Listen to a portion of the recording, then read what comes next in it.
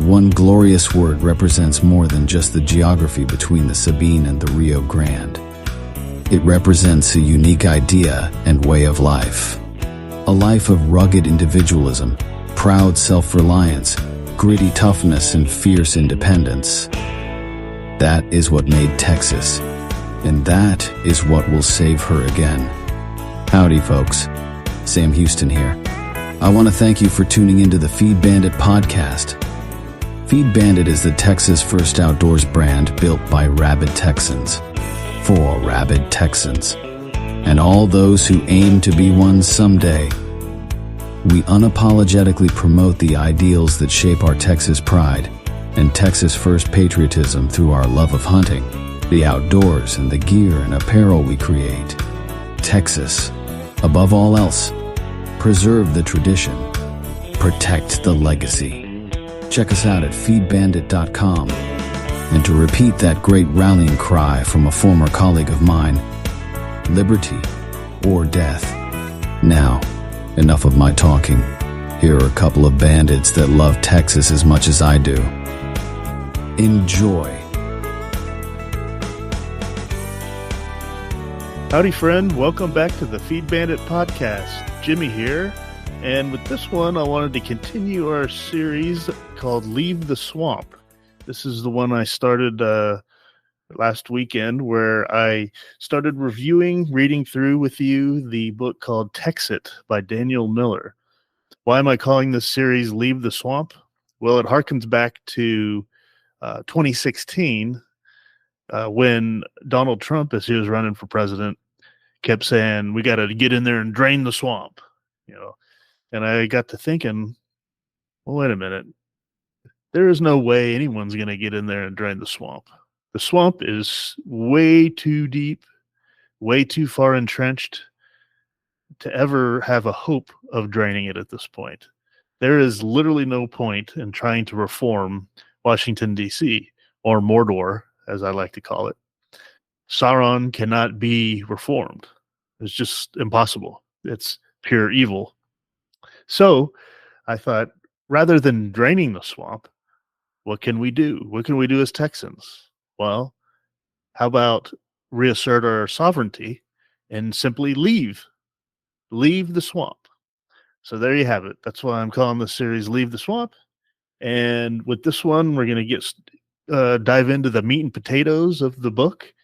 So here we go, starting with Chapter 1. Enjoy. What is TEXIT? Here's a quote. Texas will again lift its head and stand among the nations. It ought to do so, for no country upon the globe can compare with it in natural advantages.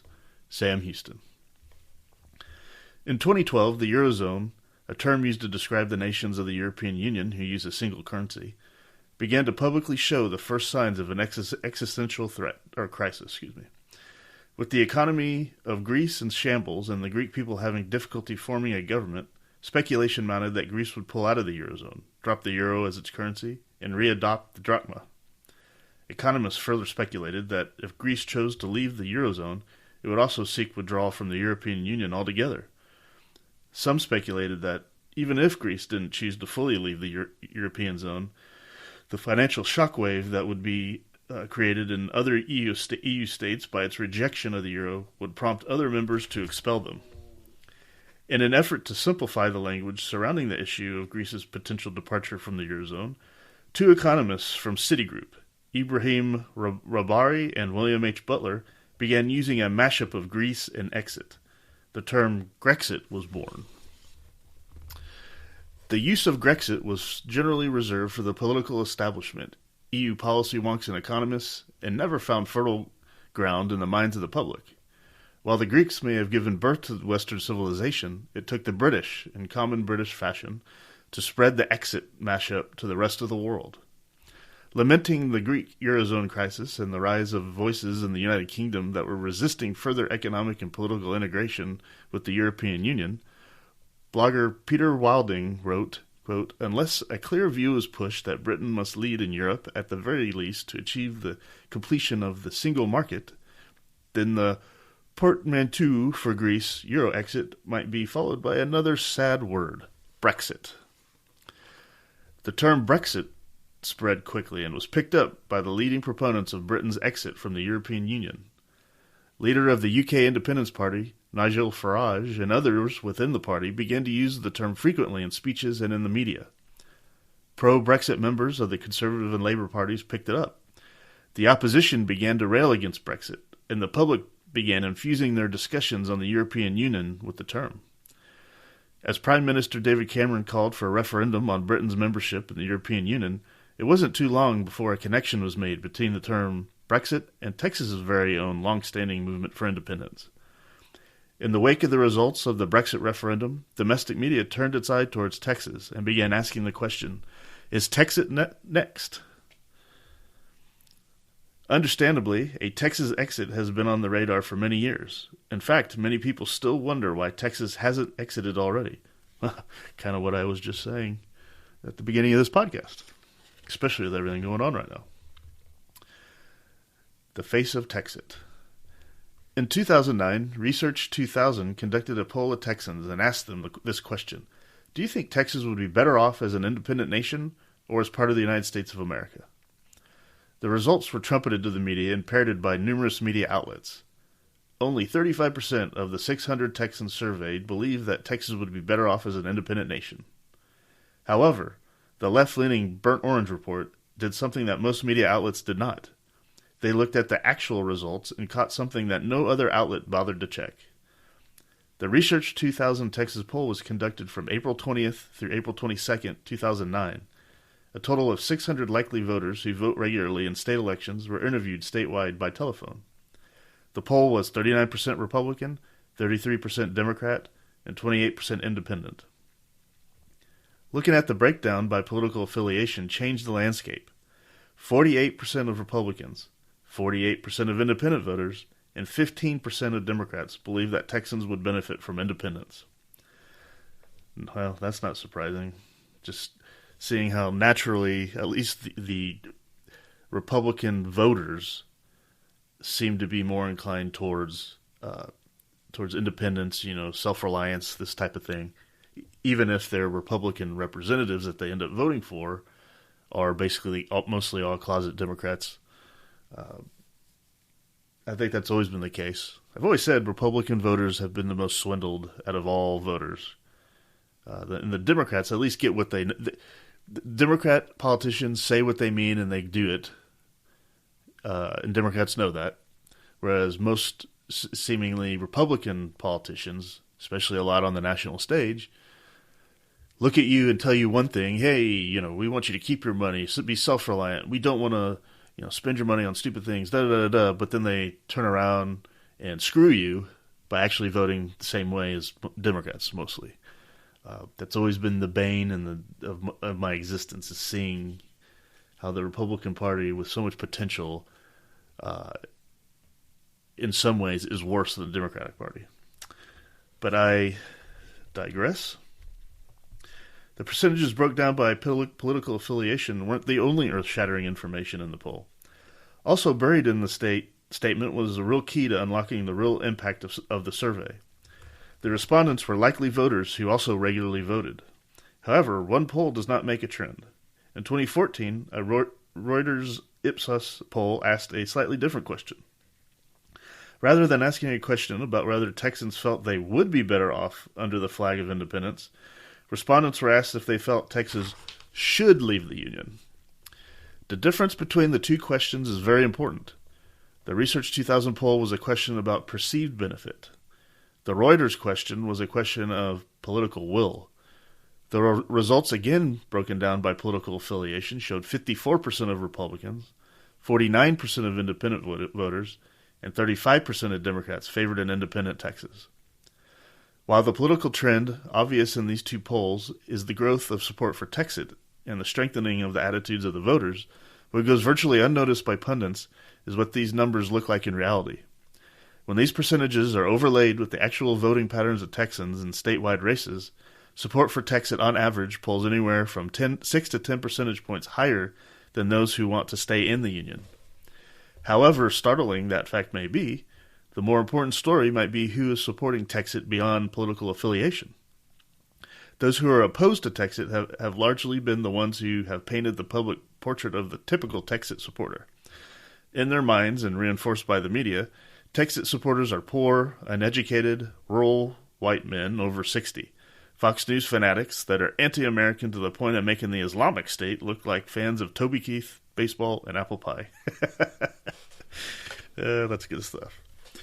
This imagery was rather effective at keeping the vast majority of TEXIT supporters in the closet and politically inert on the issue for many years. Don't be scared. The movement is growing. Join the cause for a peaceful and friendly separation. Your family and friends will appreciate it.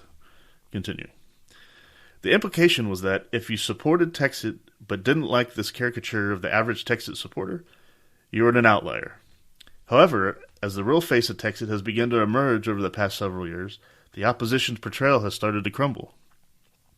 One of the first indicators that support for TEXIT was something different than it was often portrayed came in the aforementioned Reuters poll, when 35% of Democrats favored independence. The Democratic Party publicly promotes itself as racially diverse, gender inclusive, and young, all traits that no pundit has ever ascribed to TEXIT supporters. Therefore, one would expect that number to be 0%. It wasn't. Acknowledging the disconnect between the public portrayal of TEXIT support and the real-life interactions occurring with TEXIT supporters, the T&M conducted its own internal survey in 2015. In the largest TEXIT survey ever conducted, the T&M asked a battery of questions, polled 10,000 Texas voters who support TEXIT. The results represent the clearest picture of TEXIT supporters to date. According to the survey, 35% of the respondents are active duty military, reserve military, members of the Texas State Guard, or veterans. Included in this number were veterans from every military conflict since and including the Second World War. The military supporters of TEXIT cited 3 specific reasons for their support. The oath they took to support, protect, and defend the Constitution they felt has been ignored by the federal government. No question about that. Their sense of betrayal by the federal government for their service. Well, of course, they're viewed as cannon fodder and pawns for, the big banks and the military-industrial complex. Has nothing to do now with defending this country. I know that's probably a controversial comment, but it is true. Defend the country by defending us against invasion. Not by defending borders in Iraq or Afghanistan or sending munitions and whatever, God knows what else, to Israel and Ukraine. And their love for Texas. To them, their love of America was a love of the principles on which this country was founded, and not blind obedience to a government that, in their minds, was ignoring these principles. Good, I'm glad they see it that way. That same survey showed that 96% of TEXIT supporters are employed or self-employed, with 33% earning $50,000 to $75,000 annually. They are also well-educated, with 74% being college-educated and 7% holding master's or doctoral degrees. In addition, while the percentages of supporters per capita was significant in the rural areas of Texas, the highest concentrations of supporters were found in the major metropolitan areas of Houston, San Antonio, and Dallas. Contrary to the established narrative, TEXIT supporters proved to be educated, productive, stable, and well dispersed through Texas, including politically coveted, highly populated urban centers. Many honorably served in the United States military to protect and defend the principles of the federative constitutional republic while saluting the 50-starred flag. Never forgot that the 28th star was theirs to reclaim at will. Ah, what a great line. What a great line. So true. And I feel bad for folks that have realized this, have woken up and realized this in the military, that they've been swindled, taken advantage of by this utterly corrupt federal government. I mean, it's horrible. My heart goes out. It's just horrible. We need to leave the swamp. These people need to be honored by just defending their home, not some home across the world. It's just, Don't get me started. It just pisses me off. I'll continue here. TEXIT supporters are also destroying the old and white stereotype. The impending demographic shift that some analysts predict will turn Texas blue might in fact turn Texas into an independent nation. A February 2014 University of Texas Texas Tribune poll asked respondents whether they considered themselves Texans first and Americans second, or Americans first and Texans second. The results point in an interesting direction, where the largest ethnic group identifying as Texans first was not Anglos, but are instead the growing population of Hispanics, among whom 33% identify as Texan first. That's what I do, no doubt about it.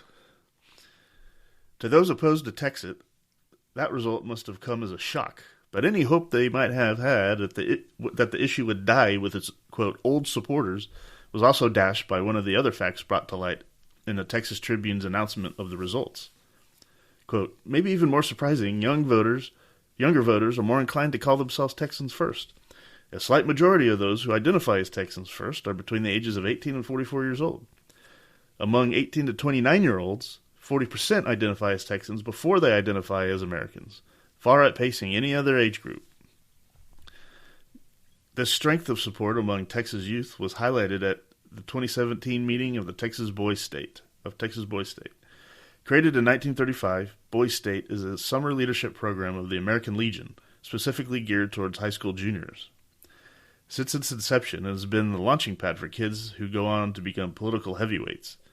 Past participants have included well-known names such as founder and former CEO of Fox News, Roger Ailes, Supreme Court Justice Samuel Alito, Vice President Dick Cheney, New Jersey Governor Chris Christie, President Bill Clinton, Governor Mike Huckabee, radio host Rush Limbaugh, and many others. Oh, God. All right.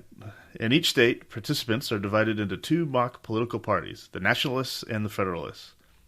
They conduct a mock legislative session where each house proposes legislation, debates it, and votes on it. In all respects, it follows a legislative process in the state where it's held. In 2017, Texas Boys State made headlines when a bill calling for Texas to leave the Union was introduced and passed both houses. One of the participants shot video of the final vote. As the results were announced, the gallery erupted in thunderous applause. The headlines the next day were full of media skepticism and indignance. But there were those who understood that this generation of Boys State participants are destined to become the political leaders of tomorrow, and among them, indignance was nowhere to be found. Oh, I can't get that word out right now. It seems that the conclusion drawn by the Texas Tribune to its poll results 3 years earlier was confirmed. It's not Grandpa that places the Lone Star over the Stars and Stripes, but his grandchildren. All right. Maybe there is hope for the future. That's great. That's great to hear. It's getting kind of down there. You know, it seemed like things were just kind of circling the drain. But maybe there is a glimmer of hope, a faint spark that could light that brush fire. As the quote goes from Samuel Adams, it does not take a majority to prevail, but rather an irate, tireless minority keen on setting brush fires of freedom in the minds of men. Maybe these kids will be the ones that do it. Continue. While surveys and polling data inject a certain authority into identifying the real face of TEXIT, what Texans understand on the matter comes from their individual experiences. TEXIT supporters are as diverse as Texas. Everyone in Texas personally knows a TEXIT supporter. Every Texan lives in a neighborhood with other TEXIT supporters. Every Texan either works with or employs one or more TEXIT supporters. That person who just served your food at a restaurant is just as likely to be a TEXIT supporter as is the person who owns the restaurant. The person sitting beside you in traffic, the parents of your child's classmates, or even your children themselves are equally likely to be TEXIT supporters. The face of TEXIT could be sitting right next to you. The history and culture of TEXIT. Few outside of Texas understand how ingrained the mindset of independence is in the collective consciousness of Texans. Even some within Texas struggle to understand it. Most Texans just call it being a Texan. However, the historical and cultural roots of TEXIT are real and run deep. If you want to gauge the importance placed on the history of Texas by Texans, just ask any child who has completed 7th grade in a Texas public school, where completion of a course specifically on the history of Texas is mandatory. It's not taught as a unit of U.S. history, nor does it simply occupy a couple of chapters in a textbook. It stands, like Texas itself, separate and distinct from the history of the rest of the United States. In the Texas history course, children are taught that Texas was a wilderness, harsh and formidable, yet bountiful. It was rugged, wild, and dangerous, and could only be tamed by a people as rugged, wild, and dangerous as the land itself. Even when the globe-spanning empires of France and Spain alternately occupied Texas, they never really possessed it. Scattered outposts and missions gave way to settlers from around the world when it became a state of Mexico. The message was clear to prospective settlers. If they were tough and independent enough, they could carve out a home they could call their own. Those settlers mainly came from the states of the fledgling United States. Many of them, driven by personal and professional failures in the land of their birth, sought a clean slate and a second chance in Tejas. Joining those Tejanos, who had already called it home for generations, they built small communities and worked together to carve out their own piece of heaven. Only one generation removed from the American Revolution, these settlers also brought with them an uncompromising worldview on the inherent rights of the individual and the role and function of the government in a federative republic. They also brought a virulent hatred of tyranny. The government in Mexico was overthrown in what amounted to a military coup, and the constitution under which Mexico was governed was suspended. The people of the Mexican states rose up, none more so than the inhabitants of Tejas. Recalling the stand taken by the American colonists against the actions of the King of England, Texans defied the actions of dictator Santa Anna. When Santa Anna ordered Mexican troops to seize a small cannon held in the town of Gonzales, the Texans refused to surrender it. Instead, they hoisted a defiant white banner with a crude representation of the cannon, a single star, and the English version of words spoken more than 2,000 years prior by the Spartan king Leonidas to the Persian emperor Xerxes, when he made a similar demand, "Come and take it." The Texans held on to their cannon in the small skirmish that would later be known as the First Battle of the Texas Revolution. But Texans were still divided on what the response to the unconstitutional acts of the Mexican government should be. Many, seeing Santa Anna's actions through Mexico, viewed them as a declaration of war against the people. Santa Anna pursued a strategy that could be defined at best as a war of extermination, and if committed today would be classified as a war crime. A letter penned by the hastily formed Committee of Safety in the aptly named town of Liberty highlights the divide of the day. Quote, "The Committee of Safety for the Municipality of Liberty, in the exercise of the functions delegated to them, feel it their duty to address their fellow citizens of the municipality on the present interesting nature of our public affairs. The committee are sensible that many worthy and patriotic citizens have been opposed, on principles which they esteem sound and correct, to a rupture with the authorities of Mexico. The committee know how to appreciate such opposition and the motives from which it proceeds. But they would earnestly solicit such as still adhere to an opposition which may have been innocent, and even praiseworthy in its origin, to reconsider the subject, and to inquire whether the present situation of the country does not essentially change the ground on which their opposition was predicated.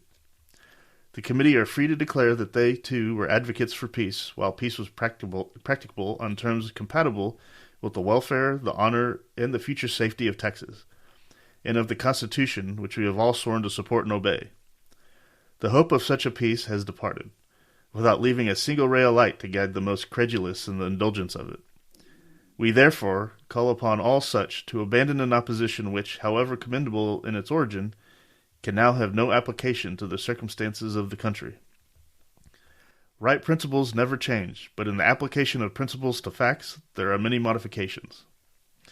The federal Constitution and the Constitution of the states have been violently destroyed, and the actual powers of the government are usurped by the military, who are exercising them with the wanton cruelty and recklessness of the rights of the citizens that has always characterized the dominion of the sword.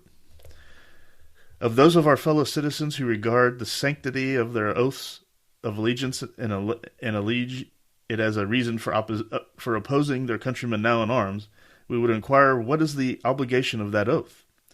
Most clearly, it is to support the federal and state constitution. But where are those constitutions? They have been rent to atoms, and their scattered fragments are to be traced in the lines of blood beneath the trampling of the usurper's cavalry on the plains of Zacatecas. Texas is but pursuing the noble, unsuccessful example of that high-minded state. She has resolved to sustain a legitimate government, or to perish in the attempt, to oppose the tide of military and ecclesiastical usurpation, and to roll it back upon the unholy league. And she looks with confidence for the aid of her adjacent sister states, who have already experienced the bitterness of military misrule. For this purpose the sword is already drawn.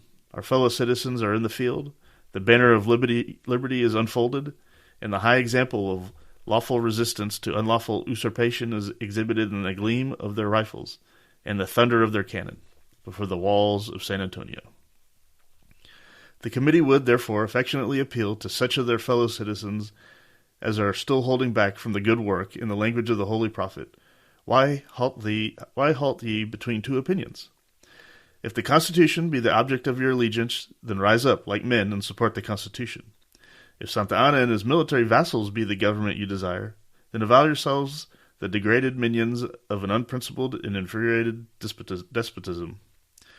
The contest is for liberty or slavery, for life or death, for the tranquil possession of the country we have redeemed from barbarism, or a forcible ejectment from it. It admits no neutrals. Those who are not for us are against us. Those who refuse to save the country cannot hope to participate in the benefits of its salvation. Our numbers are few, but they are a band of heroes, and fear not the issue. Union is always important. The concurrence of every citizen is desirable, but few who still maintain their opposition are not dreaded. Their number is small, their influence insignificant, but Texas expects every man to do his duty.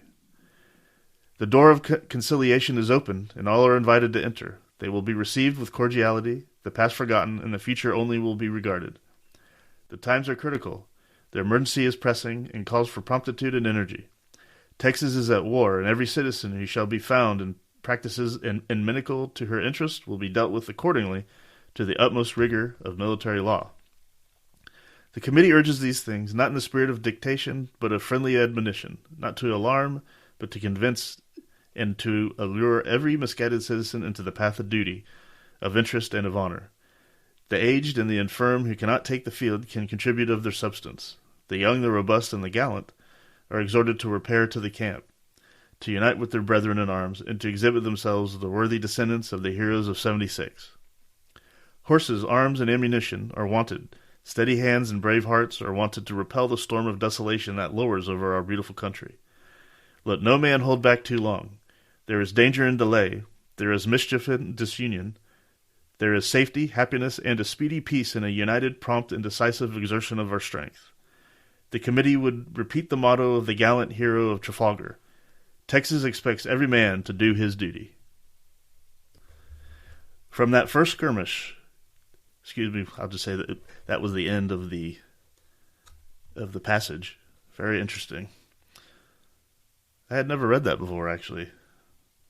It kind of fires you up.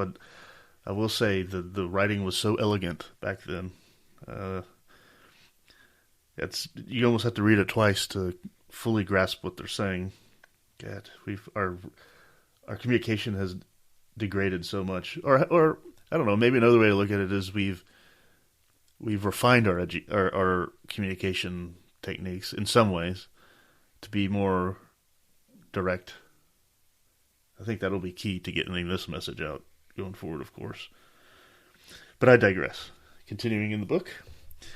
From that first skirmish came the first Battle of Behar, or Bear, depending on who you ask, truly, where the now christened Texians ran the Mexican army out of San Antonio, eventually leading to what is unarguably the most iconic moment in the Texas Revolution, the siege of the Alamo. The Mexican army offered to surrender to the Alamo defenders, and 27-year-old commander of the Alamo, William Barrett Travis's response... Excuse me, I did not read that correctly. I realized how that might have come up. Let me start over. The Mexican army offered surrender to the Alamo defenders, and 27-year-old commander of the Alamo, William Barrett Travis's response was a single defiant cannon shot.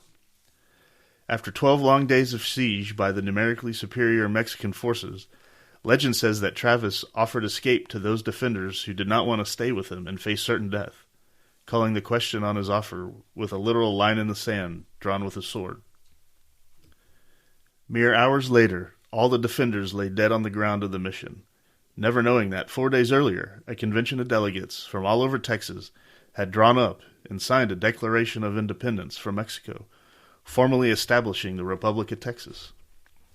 At the same time, Sam Houston, a former congressman and governor from Tennessee, had been tasked with building the Texian army as its commanding general to defend the newly declared republic from the forces of Santa Anna. There were few actual soldiers, and even fewer actual supplies. Each volunteer brought his own rifle, his own provisions, and his uniform was the civilian dress of the day. There was no pay other than the promise of land for everyone who served, and that only if they won. Discipline was hard to maintain under these circumstances, but Houston managed to hold his ragtag army together in an eastward retreat until the right circumstances occurred. On April 21st, 1836, on the low-sloping plain of San Jacinto, the opportunity presented itself. Houston ordered a decisive do-or-die attack on the Mexican army. 18 minutes later, the battle was over. A day later, Santa Anna was captured, and a few weeks later, the Treaty of Velasco was signed. Texas was independent. For 9 brief years, Texas stood as a nation among nations. It had presidents, a Congress, a Supreme Court, its own army, executed international treaties, and opened the door to trade and new settlers from all over the world. However, the debt accumulated during the war with Mexico and through the process of building a national infrastructure was a significant problem for the fledgling republic. In hopes that joining the United States would help alleviate the burden brought on by the debt, the Texians applied to join. The United States initially turned Texas away, fearing it would bring on a war with Mexico. The fear of a closer relationship between an independent Republic of Texas and Great Britain overrode the American fear of war with Mexico, and Texas was admitted into the Union by a joint resolution of Congress. However, Texas soon found out that the federal government stipulated that Texas would receive no help with its debts, and, within months, the United States was at war with Mexico. By the late 1840s, the state of Texas and the rest of the United States had come perilously close to military action against one another over the far western sections of Texas. To prevent Texas declaring independence twice in 20 years, an agreement was struck to pay Texas for ceding portions of its western and northwestern lands. This is by no means a comprehensive history of Texas, nor does it include the nuances and richness that are part of the Texas story. It is, though, one of the most critical periods of Texas history, and knowing it, as the people of Texas know it, is key to understanding the historical roots of the modern-day TEXIT movement. Texan self-sufficiency is found in the lives of those who tamed a wilderness. Texan defiance is found in the come-and-take-it flag and Travis's cannon shot. Texan resistance to overreaching government finds its roots in the reactions of those first-generation Texians to actions of both the Mexican and American governments in those early days. Texans perceive their special status among the states from having been an independent republic, forged in fire and steel, and written in the blood of those who perished at the Alamo. Texans remember those who perished at Goliad as a warning that the price of surrender is often higher than the sacrifice of honor. There is no doubt that this history of revolution, rebellion, and resistance in Texas plays an enormous role in the modern-day movement for independence. But history alone is not enough to fuel a modern, growing political movement. In Texas, history and culture exist in a symbiotic relationship. More than any other state in the Union, Texas history has a definitive, quantifiable impact on the development of its unique culture. In turn, the culture of Texas has led Texans to take bold, extraordinary acts that then become a part of the historical fabric. The cycle then repeats. The federal government adopted a Pledge of Allegiance. Not to be outdone, the Texas legislature created a Texas Pledge in 1933. In its current form, it states, "Honor the Texas flag. I pledge allegiance to thee, Texas, one state under God, one and indivisible." Mama, Daddy, that's what we did at school. Mm-hmm. By law, it must be recited by public school students between the U.S. pledge and a moment of silence. And as an aside, Jeb, the U.S. pledge, and I'll probably get into that. I think I have gotten into this in a different podcast, but the U.S. pledge is it was originally written by a socialist, and the words in it I don't agree with. Maybe I'll tackle the Texas pledge, but that's very interesting. All right, the Texan struggle to maintain a national identity doesn't stop there. The Star-Spangled Banner was adopted as the American national anthem in 1931. Texas adopted "Texas Our Texas" as the state song, the de facto national anthem of Texas, in 1929. The height of the Washington Monument is 555 feet. The height of the San Jacinto Monument, commemorating the victory of the Texian Army in the Texas Revolution, is 570 feet. The height of the United States Capitol Building is 289 feet. The height of the Texas Capitol Building is 308 feet. This historical and cultural nationalism has manifested in other ways. Texas has turned its very shape into a symbol of pride. In grocery stores throughout Texas, you can find tortilla chips, waffle irons, and a number of other products in the shape of Texas. You can find Texas agricultural products clearly marked as Texan to differentiate from products that are from elsewhere. This has all served as a backdrop to threats of leaving the Union over the years. Whether it's the Drive 80, Freeze a Yankee bumper stickers in the 1970s, I haven't heard that, that's great, or their modern-day equivalent, secede stickers, the idea that Texas could break away and forge its own path has been a constant companion since the days of the Republic, so much so that it has become a staple of modern fiction. Prior to the 1980s, the idea of Texas was almost non-existent in fiction. That changed with the 1979 novel The Power Exchange by Alan R. Irwin that posits Texas leaving the Union in the wake of the federal energy crisis. The A's of Texas, I think that's how you pronounce it, a 1982 novel by Daniel Da Cruz, has Texas leaving the Union spurred by an unholy treaty arrangement between the United States and the Soviet Union, where the federal government cedes the entirety of its manufacturing base to the Soviets. The 2000s witnessed an explosion of TEXIT fiction, not only in print, but in all media. An independent Republic of Texas played a major role in 2005 video game Shattered Union. In Jericho, a 2006 TV series about the aftermath of a nuclear attack on the United States, the post-attack independent Republic of Texas enters the story, coming to the aid of the protagonists and defending the principles of limited government and liberty against two aggressive factions seeking to remake the United States in their own image. And as an aside, Jericho was a really good show. I watched that. It's definitely worth watching. These have been joined by additional highly successful fictional novelizations like Lone Star Daybreak from Eric L. Larson and the Patriots of Treason series from David Thomas Roberts. Man, I got to read a lot of these. In 2017, TEXIT made the jump to big screen in the movie Bushwick. The plot follows a pair of Brooklynites fleeing for their lives when a paramilitary army descends upon their neighborhood. The invasion is inexplicably sparked by Texas seceding from the Union. If something can be described as being as American as apple pie, it seems wholly appropriate to describe something as being as Texan as TEXIT. Texans view Texas as something different, special, and set apart. The unspoken attitude produced by our history, embedded in our culture, is that the Union is hanging on to Texas by a thread, and we're holding a pair of scissors.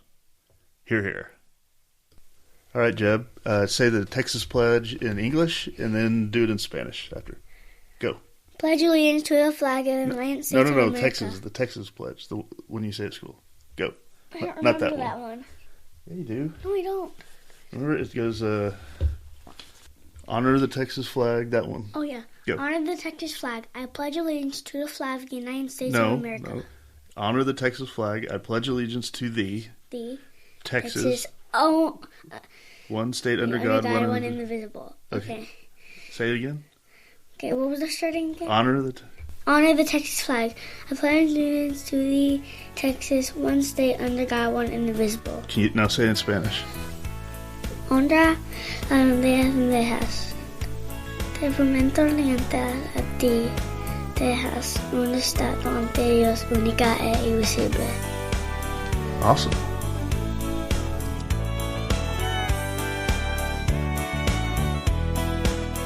Well, I hope the bandits gave you an interesting episode that either entertained or educated you. Or better yet, both. Hell, I told them this podcasting thing looks harder to do than defeating Santa Anna. So if you would, please help them out by sharing it with all your like-minded friends to help the bandits get the word out. And don't forget to check us out at feedbandit.com and grab some gear and apparel to support the cause of Texas. Remember, Texas, above all else, preserve the tradition, protect the legacy. Finally, as I said some time ago on the eve of the great battle, and I vigorously repeat here again, be men, be free men, that your children may bless their father's name. Well, fellow bandit, until next time.